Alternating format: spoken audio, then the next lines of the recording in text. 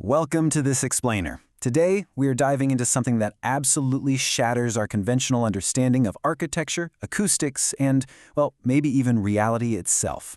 We're going to conduct an objective, step-by-step analysis of one of the most chilling declassified case files ever put on record. We're talking about the investigation of Blackwood Manor, specifically this bizarre architectural anomaly known as the circular gallery. I really want you to pay close attention to the data we present today, because what starts off as this straightforward investigation of sound waves, it very quickly spirals into something far more difficult to explain. We have been waiting for the light. I just want you to let that sentence sit with you for a second. Imagine standing completely alone in a decaying, abandoned house, buried deep within the mist-covered northern woods, and hearing those exact words spoken directly to you right out of the pitch-black darkness. This isn't from some movie script. This is the central data point of our investigation today. And to understand exactly how and why those words were spoken, we really need to look at the dark history of the ground we're standing on. Okay, let's dive into this. Looking at the timeline of Blackwood Manor's history, our very first data point is 1920. That's when the manor was built. But, you see, it wasn't the grand architecture that made the estate famous. It was the profound, incredibly unsettling silence that followed its construction. Then, we hit this massive historical gap marked by one single catastrophic event, October 14th. That is the exact day the original family simply vanished, literally erased from the property. And that brings us to our primary focus for this explainer, the winter of 1994, when a paranormal investigator named Elias Thorne decided to breach the perimeter and document what was actually happening inside. So, to understand Thorne's approach, we first have to clearly define exactly what he was looking for. It's called a whispering gallery. Now, in standard architecture, this is just a cool trick of acoustics, right? Sound waves bouncing perfectly along a curved wall. But locals reported that Blackwood Manor operated by a completely different set of structural rules. The phenomenon dictates that if you stand in this gallery and whisper a secret into the north corner, the acoustic return from the south corner won't just be an echo of your voice. It's going to be an answer. Specifically, a dark truth you never actually wanted to know. And Thorne, he treated these paranormal rules as structural facts that absolutely needed to be tested. So how exactly did he test it? Well, let's take a look at his loadout. Keep in mind, this was 1994. There were no smartphones, no wireless live streams, absolutely zero digital safety nets. Treating this as a strict case study, it's honestly fascinating because his infiltration gear was incredibly minimal. Thorne went inside with exactly 2 items, one flashlight and one analog cassette recorder. That is the whole shebang. He was stepping into a notoriously unnerving environment completely stripped down, relying purely on raw analog data capture. The very moment Thorne breached those front doors, the environmental data shifted drastically. It wasn't just quiet in there. The air itself actually changed. According to his records, the temperature immediately dropped to this unnatural, biting cold. I really want you to try and imagine breathing in that air alongside Elias. He documented a heavy, suffocating scent of old dust. But far more alarmingly, right underneath that decay, there was a distinct, sharp, metallic smell hanging heavily in the grand hallway. A smell exactly resembling blood. The sensory isolation was already starting to set in. And this brilliantly illustrates how the anomaly wasn't just affecting the air and the temperature. It was actually warping the visual light itself. As Elias walked through the grand hallway, he noticed something deeply wrong with the mirrors. On one side, we have reality, right? Elias walking through an abandoned, dusty hallway. But in the mirror reflection, the glass didn't show his reflection clearly at all. Instead, it showed a version of the room that looked much older and significantly darker. So this visual distortion was happening before he even reached the center of the house. Now, despite all the visual and olfactory warning signs, Thorne pushed forward to the literal center of the mystery, the circular gallery.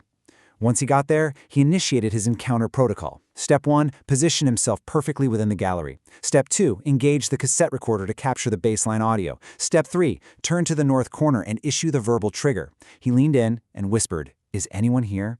And then, absolute silence. But that silence, it definitely didn't last. 30 feet. That is the exact distance across the circular gallery to the south corner. When a response finally came, it completely defied all acoustic logic. It didn't bounce off the walls beside him like a standard echo would. No, the response originated, perfectly localized, from exactly 30 feet away, on the completely opposite side of the room. The auditory data point he captured next is really what sets this case file apart from pretty much every other acoustic anomaly out there. The sound that traveled across those 30 feet was not a distortion of Elias's voice. It was an entirely distinct vocal profile. It was described as this raspy, dry breath, like an immense, heavy sound that resembled the horrific noise of grinding stones dragging right across one another. Now, what's really interesting about this slide is that out of that terrifying sound of grinding stones, a clear, articulate sentence was formed, which brings us right back to our cold open. Directly from the south corner, the entity answered Elias's question with these exact words. "We have been waiting for the light." The gallery's legend, that it would answer back with the truth, was literally playing out in real time, right onto his analog tape. And that is when the environment violently escalated. Immediately following that whisper, the singular light source, Elias's flashlight, began to frantically flicker and die. In the rapid, blinding strobe of that failing bulb, the physical space just completely broke down. Visual anomalies were manifesting everywhere. Elias observed shadows that were completely detached from any physical objects. They were actively crawling along the ceiling, slithering and rapidly merging into the dark corners of the circular gallery. And the single, raspy voice from the south corner, it didn't stay singular. Within seconds, it multiplied. The audio environment transformed from an unnerving whisper into an overwhelming all-out auditory assault. It became a deafening roar of overlapping voices. Dozens, maybe hundreds of entities, no longer whispering but screaming out into the pitch black. And they were all screaming the exact same thing. So, the crucial point is this specific date, October 14th. All those overlapping, roaring voices were screaming this exact day. If you recall our earlier timeline, let's connect the dots here. October 14th is the precise historical date that the original family vanished from Blackwood Manor. Whatever presence was trapped in the walls of the circular gallery was eternally echoing the exact moment of its own demise. At this point, the objective investigation completely collapses. It's just replaced by pure primal fear. Thorne's escape protocol became incredibly simple and totally frantic. Step 1, run blindly from the center of the house. Step 2, under no circumstances do you turn your head to look back at whatever is filling that gallery. Step 3, sprint completely off the property until you reach the physical safety of the tree line outside the mist. And Elias did exactly this. He fled the manor with his life and his cassette recorder intact. Once safe, Elias finally stopped, and he looked down at the only piece of physical evidence he managed to pull from the house, a 30-minute cassette tape, the entire recording of his time inside Blackwood Manor.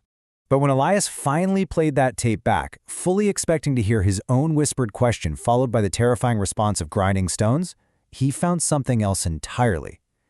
The expected audio should have contained his voice, right? But the actual audio? Elias's voice was missing entirely. It was wiped completely clean from the magnetic ribbon. But the tape wasn't silent, no. For 30 unbroken minutes, the only audio captured on that cassette was the deep, rhythmic thud of a heartbeat. And Elias knew, with absolute certainty, that the heartbeat recorded on that tape did not belong to him. And that brings us to the present day. The data ends there, but the location does not. Because Blackwood Manor still stands today. It's intentionally kept off modern maps, tucked away in the thick mist, completely untouched by developers or the outside world. It just sits there in that heavy silence, functioning as a perfect, terrifying trap, simply waiting for the next curious soul to walk through those front doors with a flashlight. Which leaves us with the ultimate question of this explainer. Looking at the missing audio, the distorted mirrors, and those perfectly localized voices, is the circular gallery really just a bizarre trick of architectural acoustics? Or, as the evidence heavily suggests, is Blackwood Manor actually alive? I'm going to let you weigh the data and decide for yourself. Thank you for joining me for this deep dive into the unknown. And until our next case file, keep your eyes open.